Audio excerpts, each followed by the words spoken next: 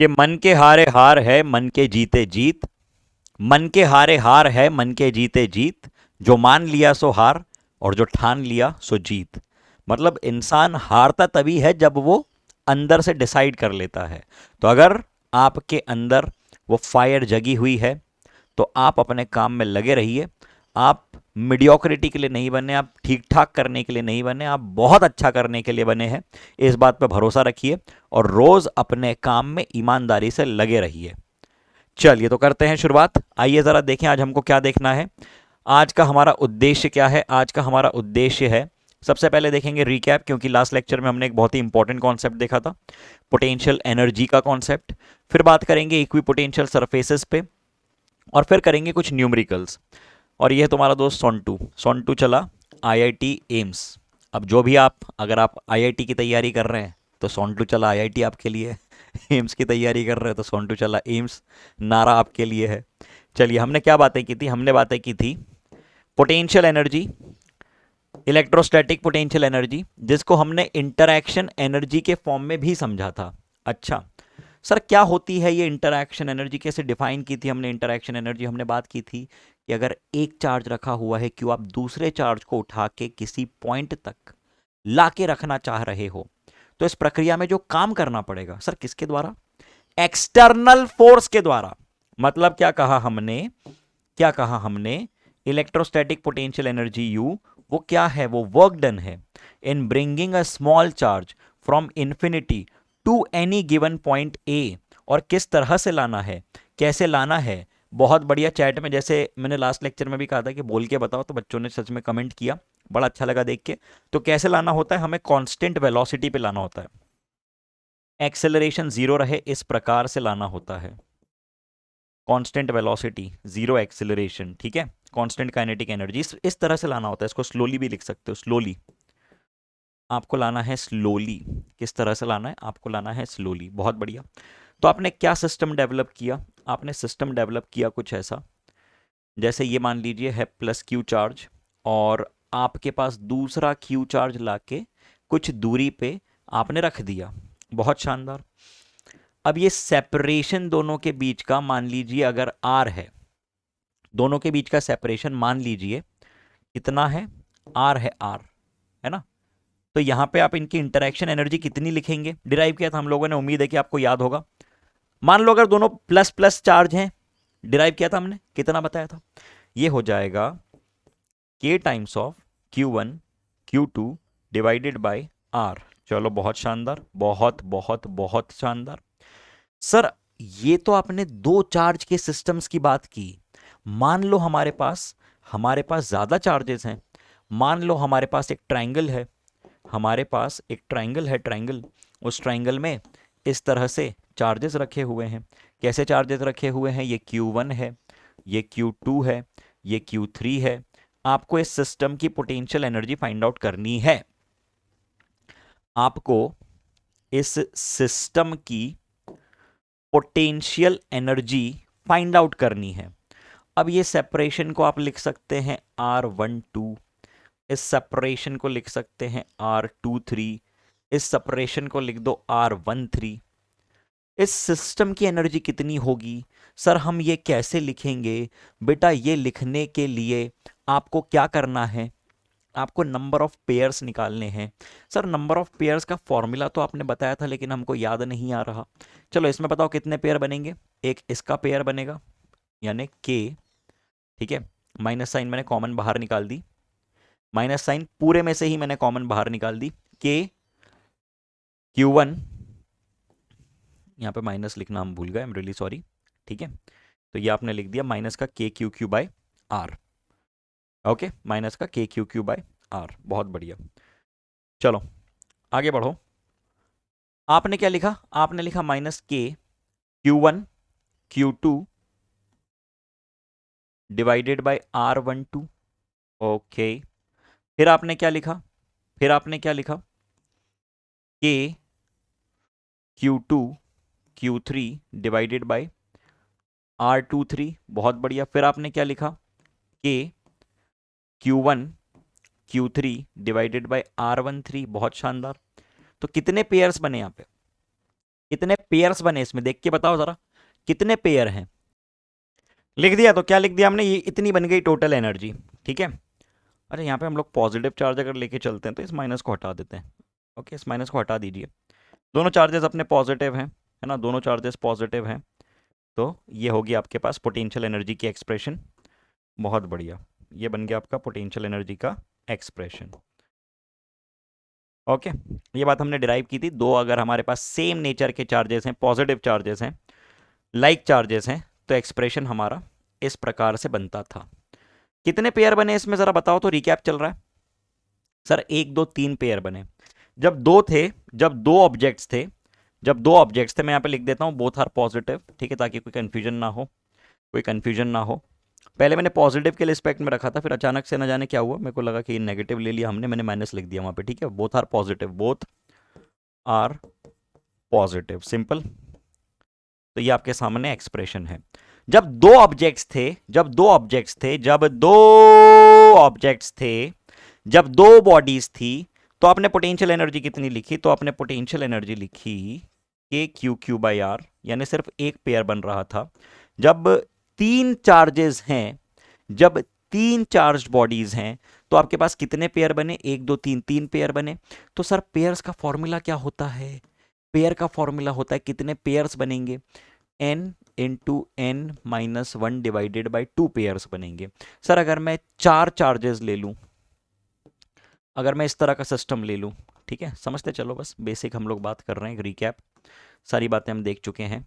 यहाँ पे आपने रखा Q1, Q2, Q3 और Q4, ठीक है, ये चार चार्जेस आपने रखे हैं, 1 2 3 4। तो इसमें कितने पेयर्स बनेंगे, इसमें नंबर ऑफ पेयर्स कितने बनेंगे, इसमें नंबर ऑफ पेयर्स बनेंगे 4 इंटू 4 - 1 3 डिवाइडेड बाई 2। तो ये कितना होता है, ये होता है 2 3 6। ओके, कितने पेयर बने, छह पेयर बने, छह पेयर, छह पेयर बने इसमें, छह पेयर। ठीक है, 6 पेयर्स, टोटल 6 पेयर्स। कौन कौन से बनेंगे इसमें, देखो कौन कौन से पेयर बनेंगे इसमें, आप लिख सकते हो। सबसे पहले तो इन दोनों का पेयर, सबसे पहले तो के Q1 Q2 बाई ये डिस्टेंस को ए कह दो, डिवाइडेड बाई ए। फिर के Q2 Q3 बाई ए, के Q2 Q3 डिवाइडेड बाई ए, फिर के Q3 Q4, लिखते चल रहे हो ना, के Q3 Q4, Q3 Q4 divided by ए। फिर उसके बाद दो पेयर और जो बन रहे हैं वो मैं लिख रहा हूं, दो पेयर बनेंगे डायगोनल वालों के, इसके और इसके।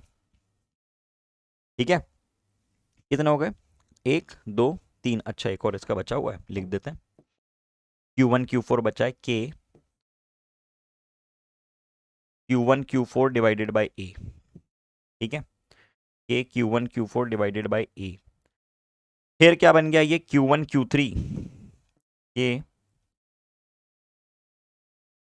Q1 Q3 डिवाइडेड बाई ये डिस्टेंस, ये कितना है, ये डिस्टेंस है a√2, प्लस के Q2 Q4, के Q2 Q4 divided by a√2। ठीक है, तो क्या है, छह पेयर बन गए, 1 2 3 4 5 6 बन गए। और कोई दिख रहा है, और कोई नहीं दिखेगा, इतना ही है, इतना ही है। ठीक, चलो जरा देखें इस पे, सवाल देखते हैं, सवाल से समझते हैं। अब यही अगर मैं ट्रायंगल का एग्जाम्पल तुमको दूं, तो क्या लिख के बता दोगे, अगर मैं ट्रायंगल का एग्जाम्पल तुमको दूं, तो ये लिख के बता दोगे, टोटल एनर्जी ये लिख दी हमने, कोई नई बात इसमें है क्या, कोई नई बात नहीं है। कितने पेयर, एक पेयर, दो पेयर, तीन पेयर। ठीक है, फॉर्मूला आपके सामने। चलो, अब यहाँ पे चार्ज का सिस्टम दिया है मैंने आपको, ठीक है, चार्ज का सिस्टम दिया है। लिख के बताओ, मैं थोड़ा सा ब्लैंक पेज पे बना के देता हूँ, लिख के बताओ, ये लिख के बताओ उसको, ब्लैंक पेज पे मैं बना के दे रहा हूँ सिस्टम। ठीक है, तो क्या सिस्टम है आपके सामने, -Q -Q plus Q plus Q और सेपरेशन ए। ओके, इसके लिए मैं आपको समय दे रहा हूं 45 सेकंड का। कोशिश करो लिखने की, कोशिश करो जरा लिखने की सभी लोग।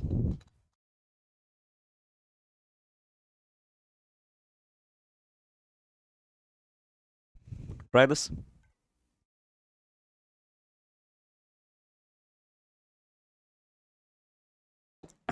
चलो बहुत बढ़िया, लिखा। अब देखिए कितने पेयर बन रहे हैं इसमें। पेयर कितने बन रहे हैं? पेयर तो बनेंगे 6, 1 2 3 4, 1 2 3 4 5 6। सर क्या रिजल्ट यूज होता है पेयर्स का? ये रिजल्ट यूज होता है पेयर्स के लिए, ये रिजल्ट यूज होता है पेयर्स के लिए। 6 पेयर्स बन रहे हैं, बिल्कुल बन रहे हैं, बिल्कुल बन रहे हैं 6 पेयर। तो और हमको ये भी मालूम है, हमको ये भी मालूम है कि अगर ये स्क्वायर है, अगर ये स्क्वायर है ना, ये साइड आपकी ए है, ये साइड ए है, तो ये साइड बन जाएगी a√2। बनेगी, बिल्कुल बनेगी a√2। अब आइए देखते हैं कि आपने क्या रिजल्ट लिखा है। आपके सामने था स्क्वायर, ठीक है, आपके सामने था स्क्वायर। साइड्स आपको देके रखी थी ए, और ये चार्जेस देके रखे थे plus plus minus minus. Okay, तो क्या बन जाएगा? पहले तो हमको ये पता चला कि भैया 6 नंबर ऑफ पेयर बन रहे हैं, ठीक है। अब देखो, अगर मैं सिस्टम की पोटेंशियल एनर्जी निकालूं तो 1 2 3 और 4, 1 2 3 और 4, ठीक है। अब इन 4 में से इन दो के पास प्लस माइनस है, इन दो के पास प्लस माइनस है, माइनस माइनस भी प्लस होता है, प्लस प्लस भी प्लस होता है ना। तो जब हम एनर्जी लिखेंगे सिस्टम की, तो देखो कैसे लिख, एक एक टर्म लिख के बता रहा हूं मैं। पहले मैं इन दोनों की बात कर रहा हूं, इसकी और इसकी। तो ये बनेगा के क्यू क्यू डिवाइडेड बाई ए, एक टर्म हो गई, है ना। के, सॉरी इन दोनों की बात की है मैंने, के क्यू क्यू बाई ए, और यहाँ पे के माइनस क्यू बाई ए, तो वो भी प्लस बनेगा, वो भी प्लस बनेगा ना। अरे के माइनस क्यू डिवाइडेड बाई ए, तो ये भी प्लस बना, ये भी प्लस बना, दो टर्म्स हो गई, दो टर्म्स हो गई, बिल्कुल हो गई, दो टर्म्स हो गई, ठीक है। पोटेंशियल एनर्जी निकालने जा रहे हैं, दो टर्म्स के लिए हमने लिख दिया, दो टर्म्स की बात हमने लिख दी, एक दो एक दो। अब इन दोनों का और इन दोनों का माइनस है, तो देखो इसको मैं बाय डिफॉल्ट क्या लिख रहा हूं, इसको मैं ऐसे लिख रहा हूं, इसको मैं ऐसे लिख रहा हूं, इसको मैं ऐसे लिख रहा हूं, 2 times of k Q1 Q2 divided by ए, और इसको कंबाइंड, क्योंकि दो हैं और वो प्लस माइनस माइनस होगा, ऐसे लिख रहा हूं, 2 times of k Q1 Q2 divided by ए। समझ में आया क्या किया? समझ में आया क्या किया? ये किया है मैंने, इन दोनों का और इन दोनों का ऐड किया, के Q1 Q2 डिवाइडेड बाई ए, और इन दोनों का ऐड किया, तो ये भी प्लस के Q1 Q2 डिवाइडेड बाई ए, इसका और इसका, तो कितना बन गया? ये बन गया 2 के Q1 Q2 डिवाइडेड बाई ए। फिर इसका और इसका ऐड कर दो, तो ये -2 के Q1 Q2 डिवाइडेड बाई ए, ऐसा बन रहा है, ऐसा बन रहा है वो, ठीक है। तो इन शॉर्ट ये टर्म तो कैंसल आउट हो गई। अब चार टर्म्स लिखी हैं तुमने, चार टर्म्स, 1 2 3 4, ये दो ये दो ये दो ये दो, चार टर्म्स लिखी हैं, दो टर्म्स अभी भी बची हुई है, ये डायगोनल वाली। तो ये लिखते हैं, इन दोनों की लिखते हैं पहले, माइनस के Q1 Q2 by √2a, minus के Q1 Q2 बाई √2a, ठीक है। Cancel, cancel. तो रिजल्ट क्या आया? रिजल्ट क्या है? रिजल्ट, रिजल्ट आया -2 के Q1 Q2 divided bye √2a,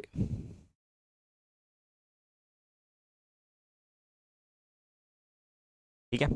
ये एक्सप्रेशन आपके सामने आया है। ऐसा। क्लियर है? सवाल क्लियर है? बढ़िया कॉन्सेप्ट था। एक एक टर्म हम लोगों ने समझ ली, लिख दी, ऐड कर दी। लिख लो।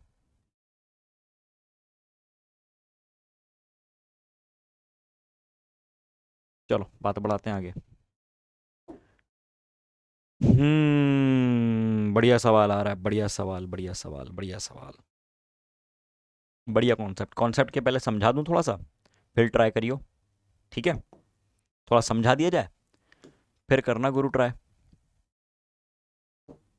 मैं बना रहा हूं क्यूब। मैं बना रहा हूं क्यूब। अब इस क्यूब में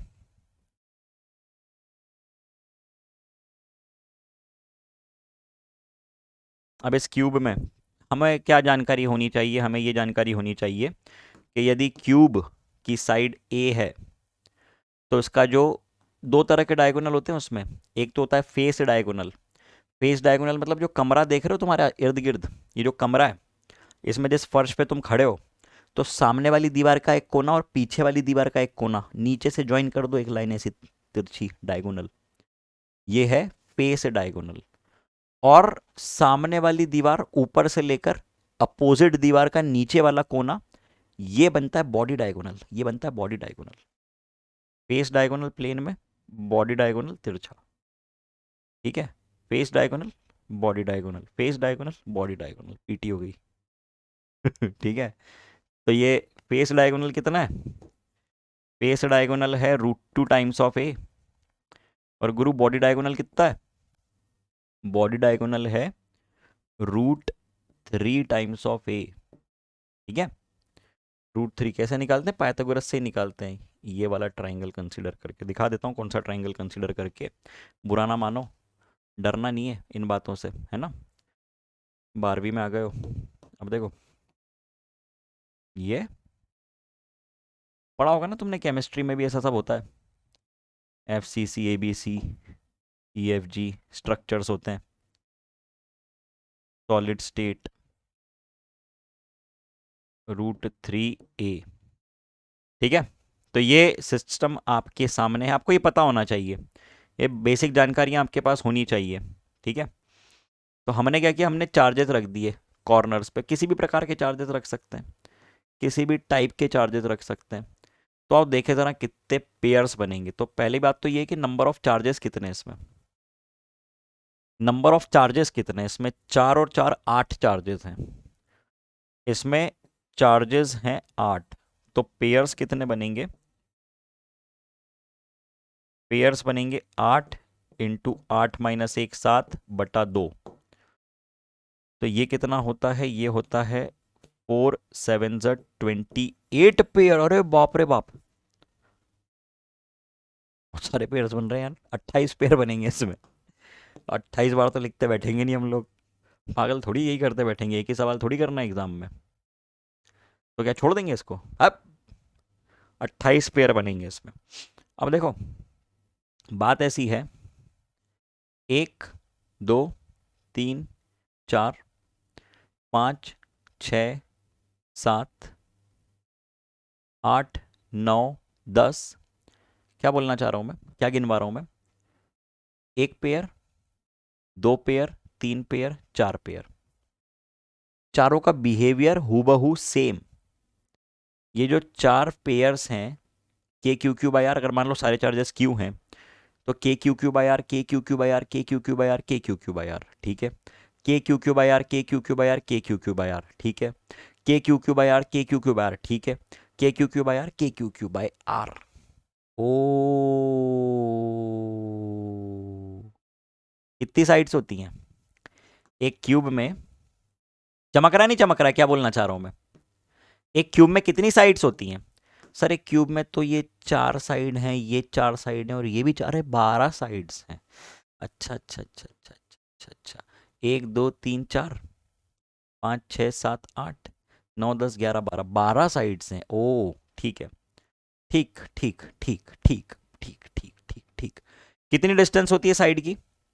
कितनी लेंथ होती है साइड की? ए लेंथ दे के रखी है। ठीक है, और कितने फेस डायगोनल्स हैं?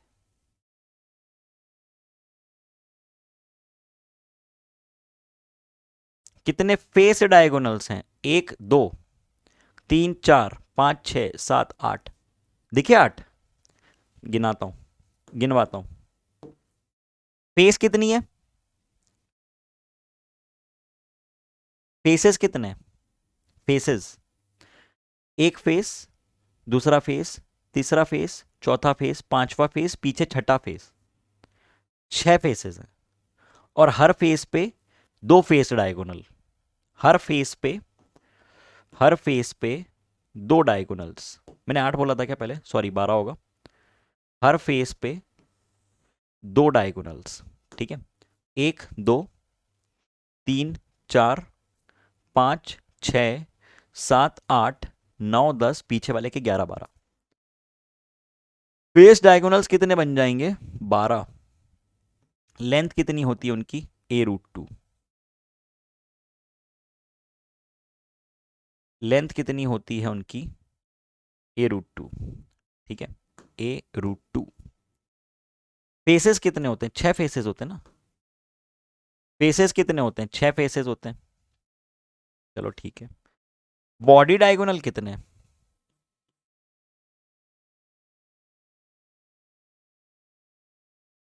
बॉडी डायगोनल कितने हैं? सर बॉडी डायगोनल है कहाँ पे, पहले तो ये बताओ। देखो, इसके और अपोजिट वाले के बीच में एक body diagonal, 2 body diagonal, 3 body diagonal. अच्छा, मतलब क्या? बना के दिखाओ सर, थोड़ा समझ में कम आ रहा है। ठीक है, ये देखो, गिनते हैं ना, सारे सारे बॉडी डायगोनल गिनते हैं हम। कितने? बना के दिखाता हूँ, कलर से रिप्रेजेंट करके। कोई दिक्कत वाली बात नहीं है, समझने वाली बात है, काम की बात नहीं है, जीवन भर काम आएंगी। ठीक है, समय डेडिकेट कर दो थोड़ा सा। एक बॉडी डायगोनल, ठीक। देख लो गुरु, किस किस के बीच में? इसके और अपोजिट वाले के बीच में, है ना। दूजा बॉडी डायगोनल इसके और इसके बीच में। ठीक है, एक बॉडी डायगोनल, 2 बॉडी डायगोनल।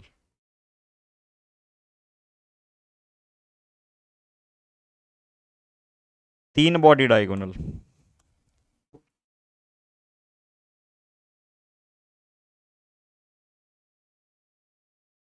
ठीक है, 3 बॉडी डायगोनल।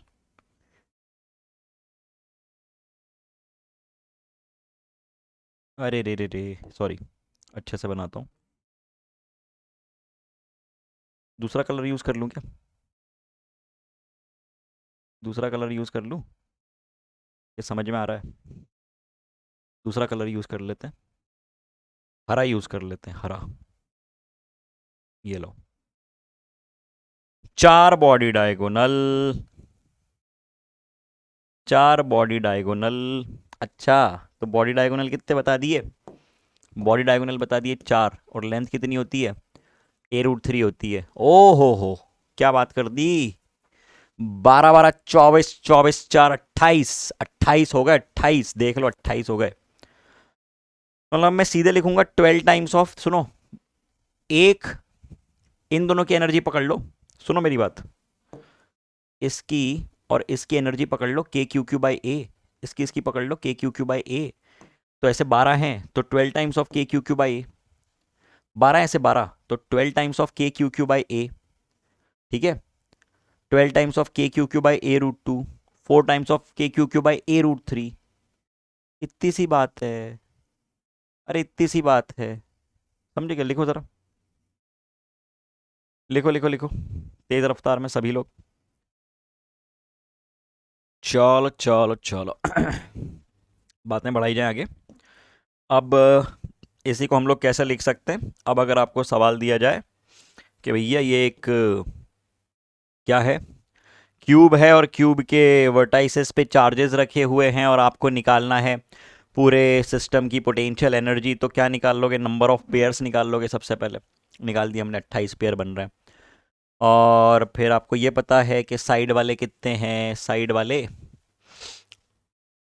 डिस्टेंस ए है, ए ए है, सिंपली ए रूट वन लिखने का कोई सेंस नहीं है। ए डिस्टेंस है, 12 पेयर हैं, तो आपने लिख दिया कि साइड वाले बन गए 12 times of k Q1 Q2 बटा ए।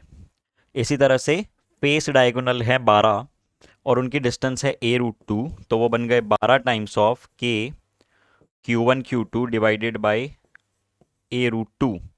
और इसी प्रकार से मेन डायगोनल या तो बॉडी डायगोनल कितने, 4 हैं, 4 times of k Q1 Q2 divided by a root three. तो उम्मीद करता हूँ कि ये बात आप निकाल चुके थे समझाने के बाद, है ना, और क्लियर है सबको। तो चलिए बातें बढ़ा दी जाएं आगे। Let's take the discussion for here we go, here we go, here we go, here we go, here we go, here we go, here we go, here we go, here we go। पढ़ो जरा, एक simple सा सवाल है। क्या कहता है सवाल? एक सेकेंड, पढ़ो।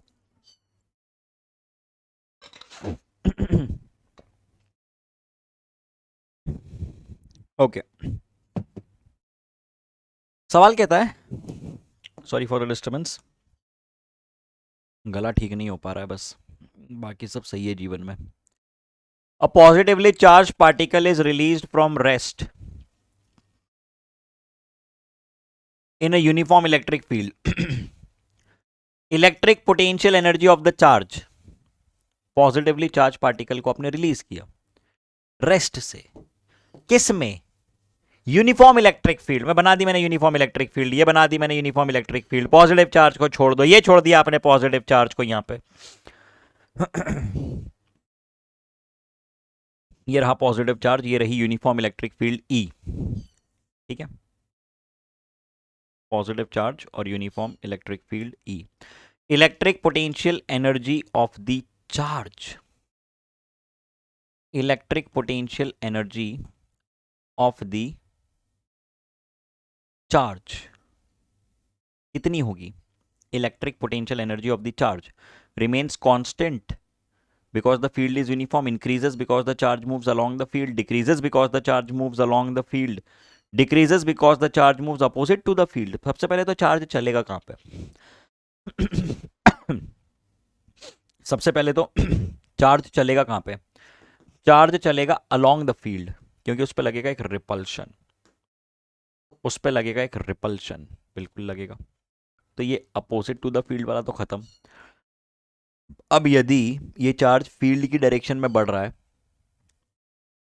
चार्ज फील्ड की डायरेक्शन में बढ़ रहा है, आप ऐसे सोचो कि अगर मैं पोटेंशियल एनर्जी का एक्सप्रेशन लिखूं, U क्या होता है? ये क्यू क्यू बाई आर, ठीक है, पॉजिटिव चार्ज है, पॉजिटिव फील्ड है। अगर आर बढ़ता है, अगर आर बढ़ता है तो पोटेंशियल एनर्जी घटती है। इसको हम और कैसे समझ सकते हैं? इसको हम ऐसे भी समझ सकते हैं कि अगर ये एक चार्ज है,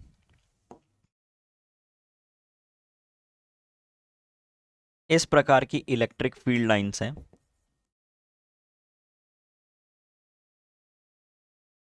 है ना, अगर आप ए पॉइंट से उठ के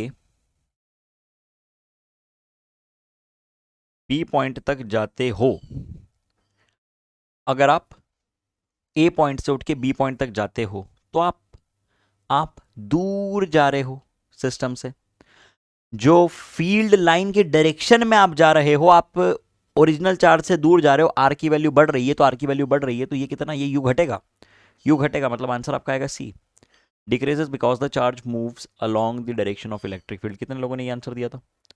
ये आंसर दिया था, सही दिया था तो +4 कर लिया करो अपने हर सवाल को, जितने भी क्वेश्चंस आते हैं। अगर मेरे बताने के पहले तुम सही जवाब निकाल लेते तो +4 कर दो, और चैट में फिर अपने स्कोर्स बताते रहा करो कि कितना स्कोर आपका आ रहा है, ठीक है, हर सवाल का। चलो अब बातें बढ़ा रहे हैं आगे। अगला कॉन्सेप्ट हम लोग इंट्रोड्यूस कर रहे हैं, बहुत ही बढ़िया, बहुत ही इंटरेस्टिंग, बहुत ही प्यारा, बहुत ही मज़ेदार कॉन्सेप्ट, इक्वी पोटेंशियल सरफेस का कॉन्सेप्ट, ठीक है, इक्वी पोटेंशियल सरफेस का कॉन्सेप्ट। ओके, अभी तक हमने क्या समझा है? अभी तक हमने ये समझा है कि अगर मान लो ये इलेक्ट्रिक फील्ड लाइंस हैं, ये इलेक्ट्रिक फील्ड लाइंस हैं, ये हैं इलेक्ट्रिक फील्ड लाइंस, और आप किसी पॉइंट से उठ के किसी पॉइंट तक जाते हो, you are moving from some given point A to some given point B. A point से उठ के आप बी पॉइंट तक गए, अच्छी बात है। तो अगर आप ए पॉइंट से उठ के बी पॉइंट तक जाते हो तो आपकी आपकी या उस पॉइंट की जो पोटेंशियल है वो बढ़ रही है घट रही है, मतलब ए और बी में से हायर पोटेंशियल किसका है, इन शॉर्ट हायर पोटेंशियल किसका है। सर हम तो जाने अलोंग द फील्ड लाइन, तो हमको स्टेटमेंट पता है कि along the field line potential decreases, मतलब V A greater than V B. ठीक है, अब मैं क्या कर रहा हूं, अब मैं ए से उठ के ऐसे जा रहा हूं perpendicular to the field line,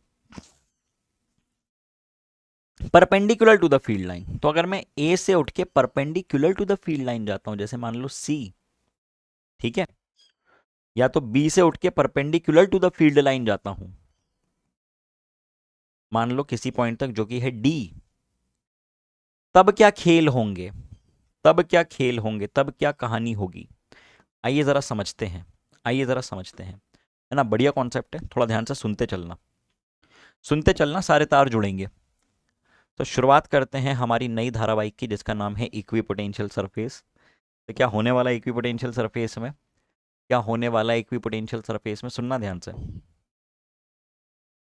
बात ऐसी है कि जब मैंने आपसे पूछा था बेटा वर्क डन को आप क्या लिखते हैं, तो आपने कहा था सर वर्क डन को हम लिखते हैं Q times of delta we. Okay,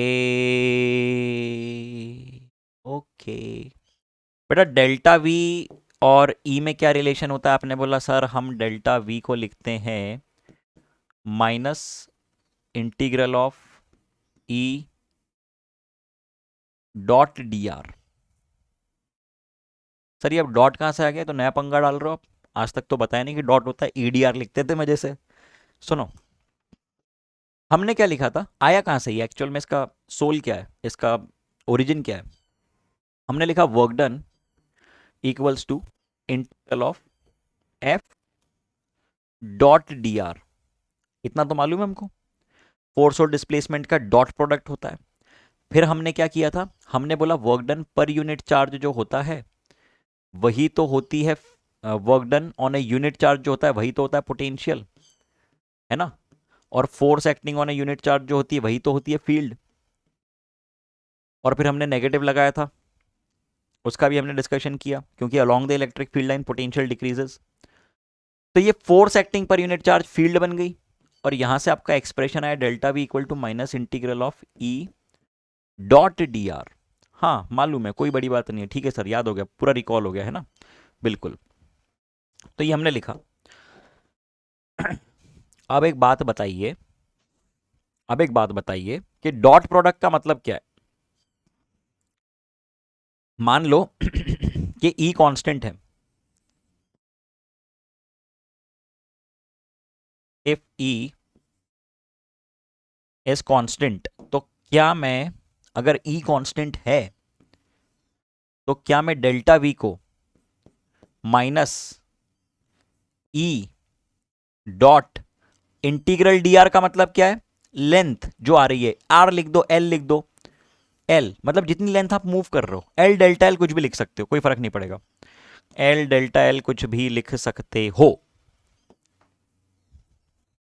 ठीक है, एल डेल्टा एल जो चाहे लिख सकते हो। डेल्टा वी बन गया माइनस ई डॉट एल। अब एल क्या है, सुनो, डेल्टा वी क्या है, पोटेंशियल, पोटेंशियल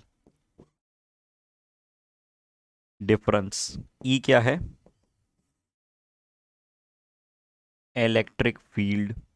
एल क्या है, लेंथ या तो डिस्टेंस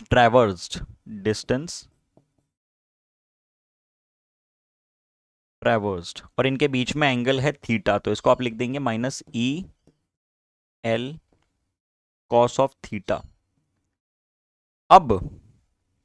अब अगर ये इलेक्ट्रिक फील्ड लाइंस हैं, इस लॉजिक के अनुसार अगर ये इलेक्ट्रिक फील्ड लाइंस हैं और मैं मूव करता हूं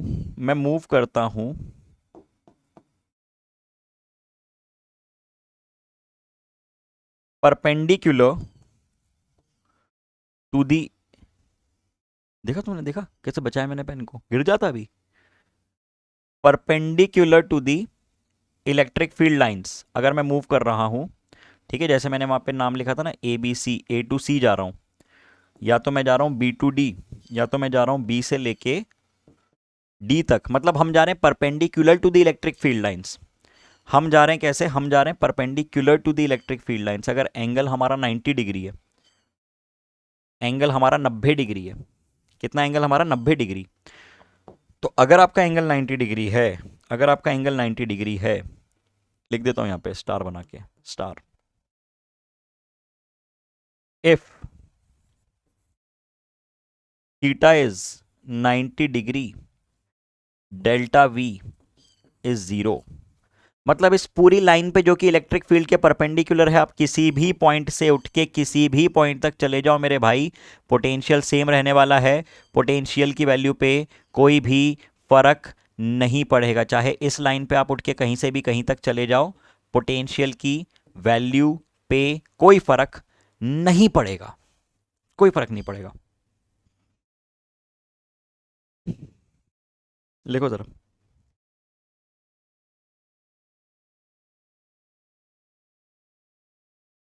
लिखिए जरा इतनी सारी बातें, हट रहा हूं मैं, स्क्रीनशॉट ले लो, पॉज कर दो, लिख लो, है ना। आइए डिस्कशन पे आते हैं वापस से। चलो, तो क्या बातें, तो क्या बातें हमने की, हमने ऐसी बातें की कि for a given charge distribution the plane और surface corresponding to the locus of all points having same potential is what we call as the equipotential surface. ये आ गई है थ्योरेटिकल डेफिनेशन। और इसका क्या अर्थ है, इसका अर्थ ये है कि किसी भी प्लेन में, किसी भी सरफेस में, वो सभी, वो लोकस, वो रीजन जिसमें के सभी पॉइंट्स का पोटेंशियल सेम है, वो कहलाती है इक्विपोटेंशियल सरफेस, वो कहलाती है इक्विपोटेंशियल सरफेस। जैसे अगर मैं बात करूं इक्विपोटेंशियल सरफेस की, तो वो कहां होगी, अब हमें ये पता है, अब हमें ये पता है कि equipotential surface perpendicular to the plane होगी, परपेंडिकुलर टू द प्लेन होगी, परपेंडिकुलर टू द प्लेन होगी। अब मैं कुछ पॉइंट्स दे रहा हूं, जैसे ये पॉइंट है ए, ये पॉइंट है बी, ये पॉइंट है सी, ये पॉइंट है डी, ये पॉइंट है ई, ये पॉइंट है एफ, ये पॉइंट है जी, एच, आई। तो ए का पोटेंशियल डी के बराबर, डी का पोटेंशियल जी के बराबर, है ना। मतलब किन किन के पोटेंशियल्स बराबर हैं, और कौन किससे बड़ा है, A greater than B greater than C, ठीक है। Similarly D greater than E greater than F, G greater than H greater than आई।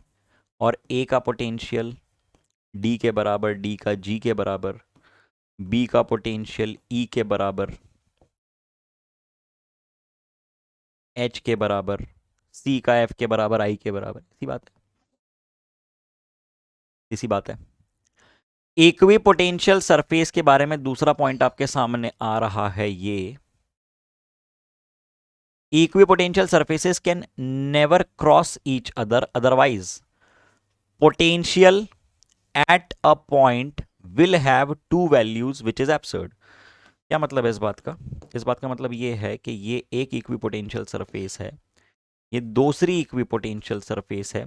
ये पोटेंशियल आपने V1 कह दिया, ये पोटेंशियल आपने V2 कह दिया, ठीक है। अब ये P, ये जो कॉमन पॉइंट है जहां पे इंटरसेक्शन हो रहा है, ये जो कॉमन पॉइंट है जहां पे इंटरसेक्शन हो रहा है, इसका पोटेंशियल कितना है, इस पॉइंट को जिसको मैंने हाईलाइट किया है, इसका पोटेंशियल V1 है या V2 है, आखिरकार है कितना। अरे भाई इसका पोटेंशियल है कितना, V1 है या V2 है, कैसे पता चलेगा उस पॉइंट का। तो सेंस ही नहीं ना इस बात का तो कोई, कि एक पॉइंट के दो पोटेंशियल कैसे हो जाएंगे भाई, या तो V1 होगा या तो V2 होगा, दोनों तो हो नहीं सकते। तो इसलिए दो इक्वी पोटेंशियल लाइंस कभी इंटरसेक्ट नहीं कर सकती, ठीक है। एब्सर्ड मतलब सेंसलेस, स्टूपिड। ओके, लिखते चलो।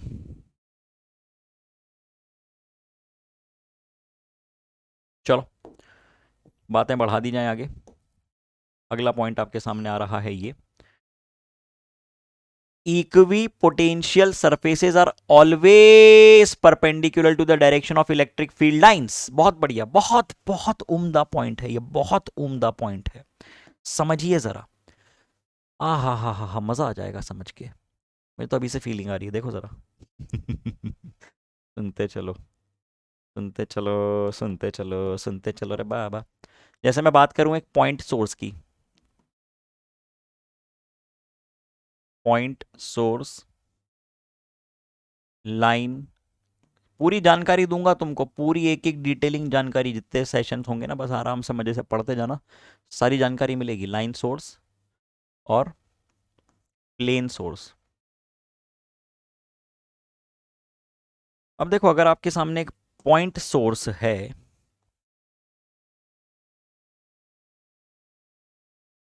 अगर आपके सामने एक पॉइंट सोर्स है Q, तो इसके कारण इलेक्ट्रिक फील्ड लाइंस ऐसी बाहर निकलती हैं, ऐसी बाहर निकलती हैं, ऐसी बाहर निकलती हैं, ऐसी बाहर निकलती हैं, ऐसी बाहर निकलती हैं, ऐसी, है ना, ऐसी ऐसी बाहर निकलती हैं, ऐसी ऐसी इलेक्ट्रिक फील्ड लाइंस इस प्रकार से बाहर निकलती हैं, इलेक्ट्रिक फील्ड लाइंस बिल्कुल निकलती हैं। अगर मैं बात करूं इसके लिए इक्विपोटेंशियल सरफेस की, तो आर डिस्टेंस पे पोटेंशियल सेम होगा, सेंटर से आर डिस्टेंस पे पोटेंशियल सेम होगा। तो इसके लिए जो इक्विपोटेंशियल, अरे रे रे रे रे रे, इसके लिए जो इक्विपोटेंशियल सरफेसेस बनेंगी वो क्या बनेंगी? कॉन्सेंट्रिक स्फीयर्स, सर्कल्स नहीं, स्फीयर्स। पॉइंट सोर्स की इक्विपोटेंशियल सरफेस क्या बनेगी? पॉइंट सोर्स की इक्विपोटेंशियल सरफेस क्या बनेगी?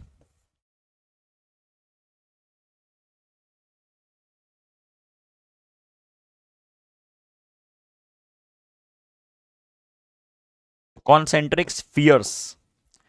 और ये जो सरफेस है, सुनो, ये जो इक्विपोटेंशियल लाइन है, ये जो इक्विपोटेंशियल, सॉरी, ये जो इक्विपोटेंशियल सरफेस है, ये परपेंडिकुलर है इलेक्ट्रिक फील्ड्स के, देखो 90 डिग्री। देखो कहीं पे भी देख लो, सरफेस में क्या करना पड़ेगा? टेंजेंट बनानी पड़ेगी। तो ये जो इलेक्ट्रिक फील्ड लाइंस हैं, ये नॉर्मल हैं सरफेस के, ये परपेंडिकुलर हैं सरफेस के। बना के देख लो, कहीं पे भी बना के देख लो, कहीं पे भी यकीन नहीं आ रहा, बना के देख लो, ये देख लो, ये परपेंडिकुलर टू दी सरफेस है। अच्छा, लाइन चार्ज क्या होता है गुरु? लाइन चार्ज ये होता है, लाइन चार्ज ये होता है कि एक वायर है, इस पूरे वायर को तुमने दे दिया चार्ज, इस पूरे वायर को तुमने दे दिया चार्ज, ठीक है। इससे आर डिस्टेंस पे इमेजिन करो कैसे कैसी बनेगी इक्विपोटेंशियल सरफेस। ये वायर है, आर डिस्टेंस यहाँ भी हो सकता है, यहाँ भी हो सकता है, यहाँ भी हो सकता है, यहाँ भी हो सकता है, अरे नीचे भी तो हो सकता है, यहाँ से आर डिस्टेंस तो कहीं से कहीं भी हो सकता है, मतलब ऐसा कुछ बन सकता है इसके लिए। इसका मतलब क्या है? इसका मतलब है सिलेंडर, ठीक है। इसका मतलब क्या है? इसका मतलब है सिलेंडर, इसका मतलब है सिलेंडर, सिलेंडर, ठीक है। सिलेंडर में नहा के, और भी नहीं, नहीं वो तो समुंदर था ना, सॉरी, समुंदर में नहा के था वो तो अगर ये लाइन चार्ज है, तो लाइन चार्ज के लिए इक्विपोटेंशियल सरफेस कैसी बनेगी? लाइन चार्ज के लिए इक्विपोटेंशियल सरफेस बनेगी सिलिंड्रिकल। और सर वो जो अब आपने बात बोली थी कि वो परपेंडिकुलर होनी चाहिए, उसको जस्टिफाई करके बताओ, देख लो। कोई भी इलेक्ट्रिक फील्ड लाइन निकालो, कहीं से भी इलेक्ट्रिक फील्ड लाइन निकालो, सरफेस के कैसे रहेगी वो? परपेंडिकुलर ही रहेगी। ये देख लो, अरे देख लो, देख लो, खुश हो? अपने जीवन में सब लोग खुश हैं? कोई दुखी तो नहीं है? दुखी नहीं हो ना? कोई भी सिचुएशन हो, कुछ भी हो, मजे से पढ़ते चलो, ठीक है। तो ये क्या बनेगी? इसके लिए लाइन सोर्स के लिए क्या है? सिलेंडर, सिलेंडर, सिलिंड्रिकल सरफेसेस बनेंगी। और अगर प्लेन सोर्स है, प्लेन सोर्स बेसिकली क्या होता है ना, प्लेन सोर्स से इलेक्ट्रिक फील्ड लाइंस निकलती हैं ऐसी, प्लेन सोर्स से ऐसी इलेक्ट्रिक फील्ड लाइंस निकलती हैं। तो इसके लिए इक्विपोटेंशियल सरफेस क्या बनेगी? इसके लिए इक्विपोटेंशियल सरफेस बनेगी पैरेलल प्लेन्स।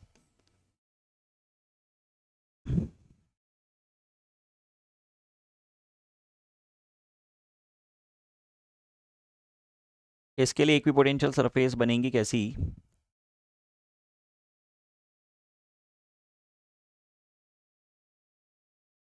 हम्म,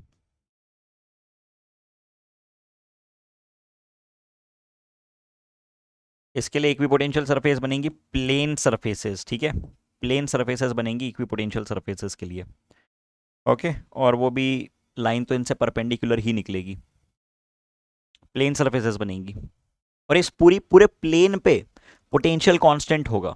और इस पूरे प्लेन पे पोटेंशियल आप कहीं से कहीं भी घूमो, कहीं से कहीं भी घूमो, ऐसे ऐसे ऐसे ऐसे ऐसे ऐसे ऐसे ऐसे ऐसे ऐसे ऐसे ऐसे कहीं भी घूमो, पोटेंशियल अगर V1 है तो V1 ही रहेगा। यहाँ पे अगर पोटेंशियल V2 है, कैसे भी घूमो, कहीं भी घूमो, इधर जाओ उधर जाओ, यहाँ जाओ वहाँ जाओ, पोटेंशियल अगर V2 है तो V2 ही रहेगा।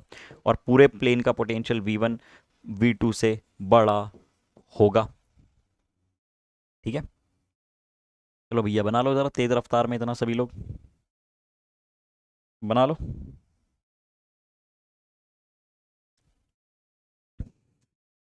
बना लिया?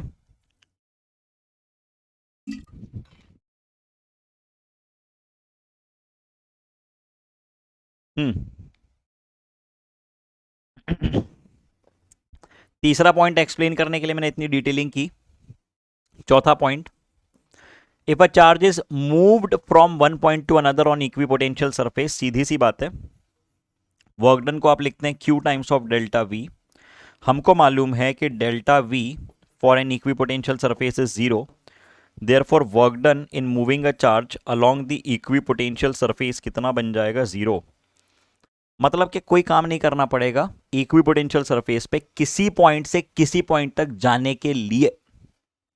ठीक है, शेप्स ऑफ इक्विपोटेंशियल सरफेसेस हम देख चुके हैं। ठीक है, ये रहे शेप्स। अगर आप प्लेन की बात करते हैं तो ये आपके सामने प्लेन है। Uniform electric field equipotential surfaces are parallel planes. ठीक है, यूनिफॉर्म इलेक्ट्रिक फील्ड के लिए इक्विपोटेंशियल सरफेसेस पैरेलल प्लेन्स होते हैं। पॉइंट चार्ज के लिए इक्विपोटेंशियल सरफेसेस कॉन्सेंट्रिक स्फीयर्स होती हैं। क्या होती हैं? Concentric spheres. अच्छी बात है। और लाइन चार्ज डिस्ट्रीब्यूशन के लिए, लाइन चार्ज डिस्ट्रीब्यूशन के लिए इक्विपोटेंशियल सरफेसेस, इक्विपोटेंशियल सरफेसेस ऐसी होती हैं। कैसी होती है लाइन चार्ज के लिए? इक्विपोटेंशियल सरफेसेस कोएक्सियल सिलेंडर्स होती हैं। देख चुके हैं? बढ़िया।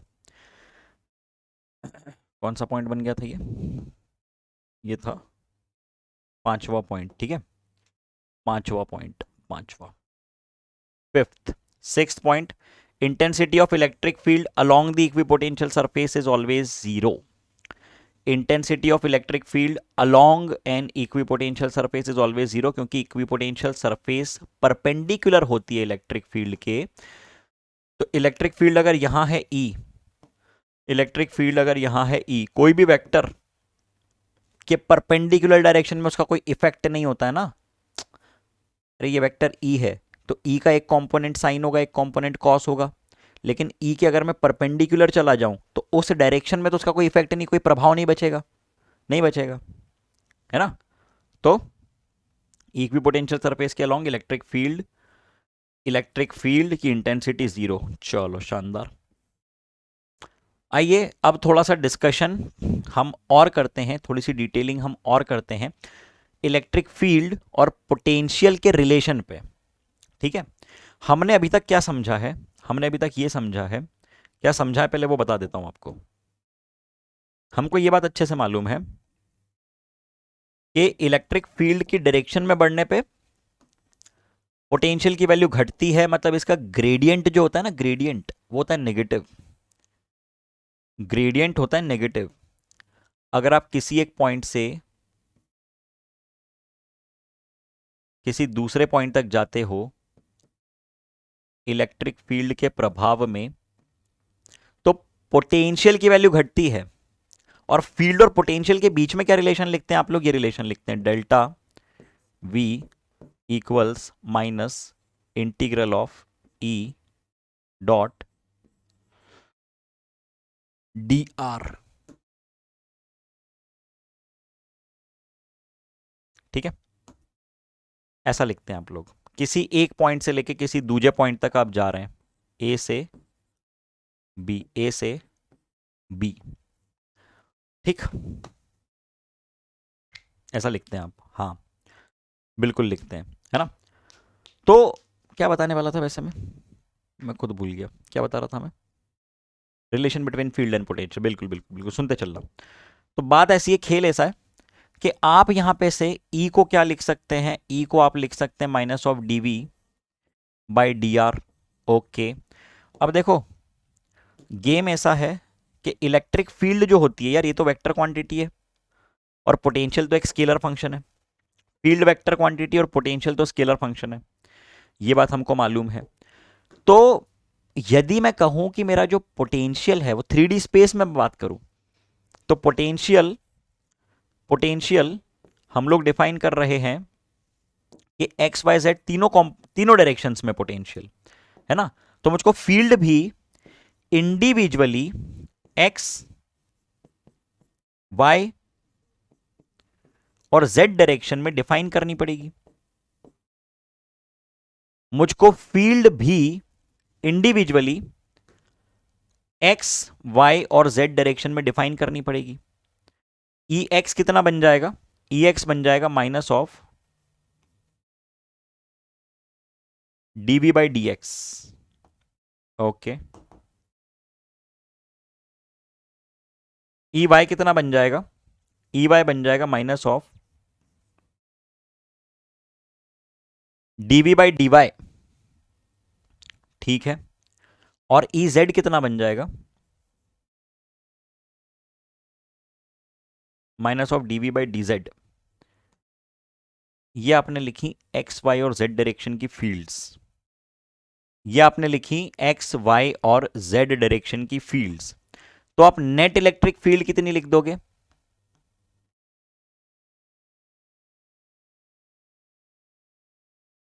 आप नेट इलेक्ट्रिक फील्ड कितनी लिख दोगे? ई एक्स आई कैप प्लस ई वाई जे कैप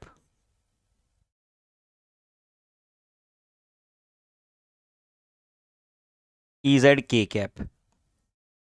ठीक है,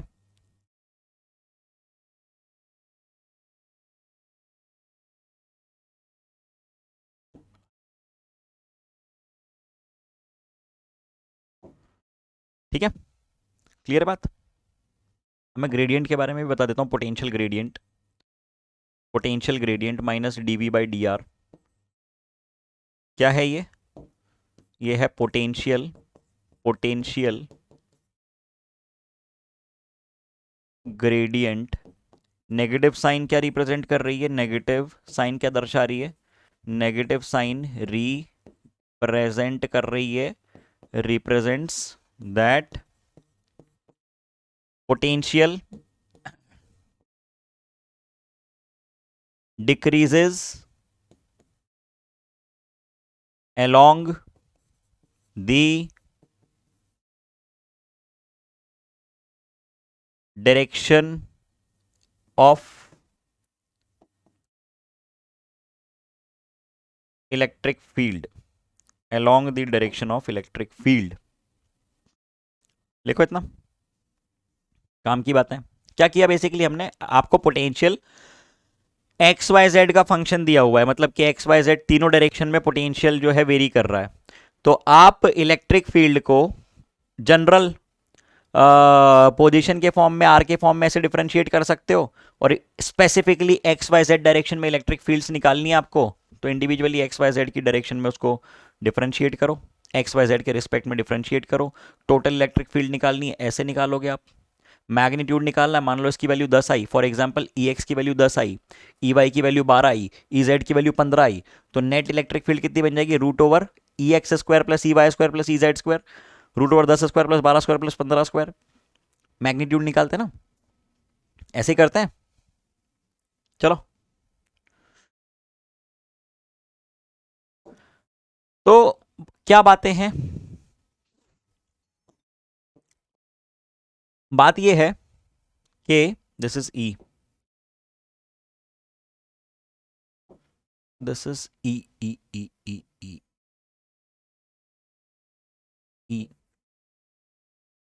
E equal to minus d v by d r, ठीक है,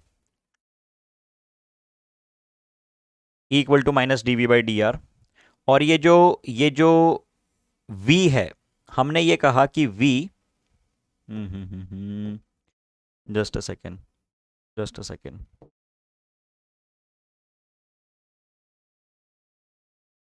थोड़ा सा प्रिंटिंग मिस्टेक है, I am really sorry for the inconvenience caused, okay, I am really really sorry for the inconvenience that's caused in the duration of the lecture. This is what, this is E, electric field, dv by dx I cap, dv by dy j cap, dv by dz k cap, ये बताया था तुम लोगों को, ये बस इसको देखो, तुम तो इसको देखो, खेल खत्म हो जाएगा इसलिए में ही, ठीक है। चलिए, अब हम बातों को बढ़ा रहे हैं आगे। एक सवाल आया है आपके सामने, पढ़ो जरा सवाल को, क्या कहता है ये सवाल, पढ़ो।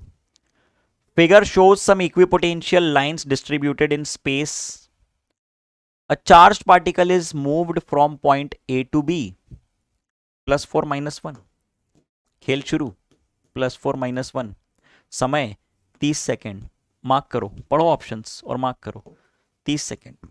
Work done in figure 1 is greater, figure 1 hope, I hope कि दिख रहा है, नहीं दिख रहा है तो मैं लिख देता हूं यहाँ पे डेटा क्या लिखा हुआ है। इस लाइन पे लिखा है 10 वोल्ट, इस लाइन पे लिखा है 20 वोल्ट, इस लाइन पे लिखा है 30 वोल्ट, 40 वोल्ट, 50 वोल्ट, है ना, 10, 20, पड़ोस वाली पे इस पे लिखा है 30, इस पे लिखा है 40, और ये वाली पे लिखा है, आखिरी वाली पे लिखा है 50, ठीक है, ये है 50, फिर ये 10, ये 20, ये 30, ये है 40, और ये है 50। इस तरह से आपको डेटा दे के रखा हुआ है ना। तो क्या कह रहा है सवाल, सवाल कह रहा है work done in the figure number 1 is greatest, work done in the figure number 2 is greatest, A से लेकर बी तक जाना है, पॉइंट ए मार्क कर लो, पॉइंट बी मार्क कर लो, point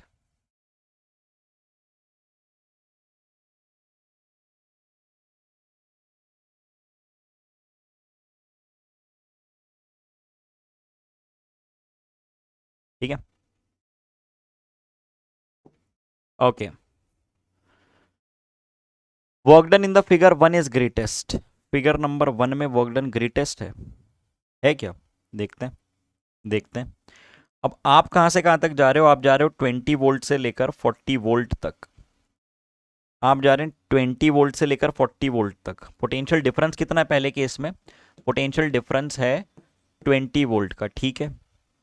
work done in the figure 2 is least, second figure में potential difference कितना है, 20 से लेके 40, तो सेकेंड फिगर में भी डेल्टा वी तो 20 ही है। और थर्ड फिगर में आप जा रहे हैं 20 से 40, तो इसमें भी डेल्टा वी 20 है। ओ हो, तो तीनों के लिए अगर potential difference same same charge को आप लेके जा रहे हो, तो वर्क डन अलग अलग कैसे हो सकते हैं, अरे वर्क डन अलग अलग कैसे हो सकते हैं, तो work done is going to be same in all the 3 situations, that means the answer is C. जिन भी लोगों ने सही जवाब दिया उनको बधाई हो, और वो लोग अपने स्कोर में +4 कर लें, बाकी लोग -1 कर लें, और अपने अपने स्कोर्स कैलकुलेट करते चले, लेक्चर के तुरंत बाद चैट में बता देना।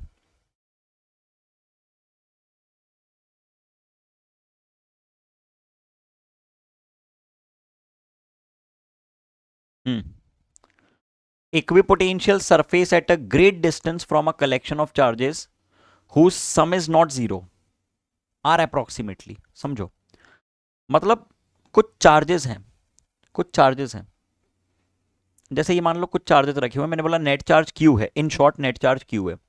अब मैं इससे दूरी पे हूं, कुछ और दूरी पे हूं, कुछ और दूरी पे हूं, कुछ और दूरी पे हूं, हिंट दे दी मैंने, और 20 सेकंड का समय दे रहा हूं, अब मैं शुरू, बोलो क्या बनेगा, 20 सेकंड का समय, 20 सेकंड्स ओनली। अगर एक पॉइंट चार्ज की बात करें तो उससे कुछ दूरी पे सर क्या बनता है, स्फीयर बनता है। लेकिन हम बहुत बहुत दूरी पे बात कर रहे हैं। बहुत दूरी पे चले जाओगे तो जो कर्व्ड सरफेस है वो भी आपको लगभग कैसी प्रतीत होगी, वो भी प्रतीत होगी एक एक प्लेन की तरह, एक प्लेन की तरह। तो आंसर आएगा प्लेन्स। क्या आंसर आएगा? प्लेन्स, बिल्कुल। चलो एक और सवाल है, पढ़ो जरा सवाल को। Two charged spheres of radii R1 and R2 have equal surface charge densities. Surface charge densities बराबर है, यानी sigma 1 equal to sigma 2। Sigma क्या होता है? सिग्मा होता है चार्ज एक्टिंग पर यूनिट एरिया, है ना? ओके, आपको क्या करना है? Ratio of the potentials V1 is to V2। V होता है K Q by R, K Q by R। K cancel out, Q1 by Q2 times of R2 by R1। ये होता है एक्सप्रेशन।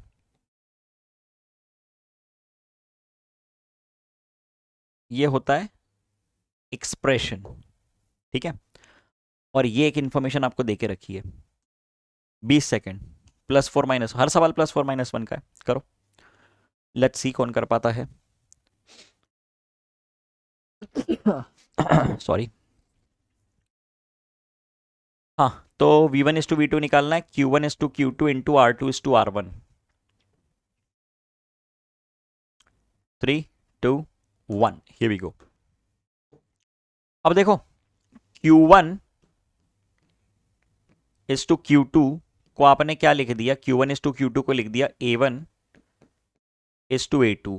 A1 को लिखा पाई R1 square pi sorry, sphere है,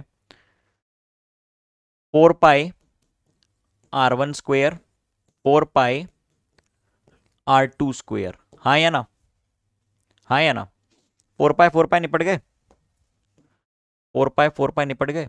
तो Q1 बटा Q2 कितना बन गया? Q1 बटा Q2 बन गया R1 बटा R2 स्क्वायर। तो रख दो यहां पे R1 बटा R2 स्क्वायर इंटू R2 बटा R1। गया गया गया गया, ठीक है। आंसर क्या आ रहा है? R1 is to R2, R1 is to R2, ठीक है। ठीक है, तो अब सबसे पहली फुर्सत में क्या करना है? Send your scores, send your scores, ठीक है। उसके बाद क्या करना है? रीसॉल्व ऑल दी क्वेश्चंस। सिर्फ रिवाइज नहीं करना है, रीसॉल्व करने का कह रहा हूं मैं। अंतर है दोनों बातों में, सोल्यूशन हाइड करके सॉल्व करना है उसको। तीसरी बात, तीसरी बात अगले लेक्चर में हम लोग शुरू कर देंगे कंडक्टर्स, है ना। तो इतनी सारी बातें, जितना भी आपको मिल रहा है, solve all the DPPs, go through क्या, सॉल्व करो सारी डीपीपीज, कंप्लीट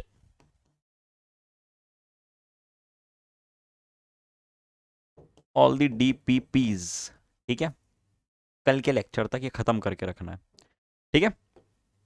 कर रहे हो अगर बराबर तो कनेक्ट मेंटेन रहेगा, एक पवित्र रिश्ता बना रहेगा। वरना फिर रिश्तों में खटास आ जाएगी, काम नहीं करोगे तो नाराज हो जाऊंगा, फिर मैं, गुस्सा आ जाता है मेरे को, ठीक है।